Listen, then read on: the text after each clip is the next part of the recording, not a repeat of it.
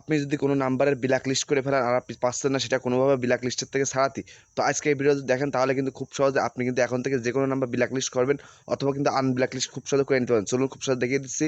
এরকম informative video পেতে আমাদের পেজটা ফলো করে সাথে রাখবেন, যা আপনার কাজ দিবে। শুরুতে আপনি আপনার ফোনে থাকা সেটিংসে সরাসরি চলে আসবেন।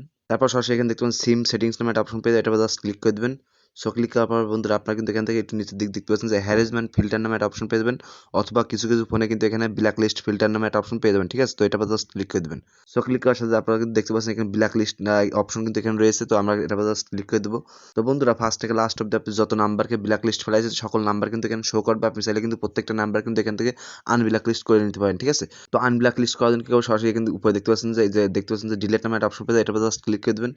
সো ক্লিক করার সাথে রিমুভ নামে একটা অপশন, এটা জাস্ট ক্লিক করার সাথে অটোমেটিকলি কিন্তু দেখতে পাচ্ছেন যে ব্ল্যাক লিস্টে কিন্তু এটা আমরা কিন্তু ব্লকটা আনব্লক করে ফেলাইছি। ঠিক আছে, তো এইভাবে কিন্তু খুব সহজে যে কোনো নাম্বার কিন্তু আপনি ব্ল্যাক লিস্ট থেকে কিন্তু রিমুভ করে দিবেন। বন্ধুরা এরকম নিত্য নতুন টেকনিক্যাল ভিডিও পাওয়ার জন্য আমাদের পেজটা ফলো করে সাথে রাখবেন, যা আপনার কাজ দিবে।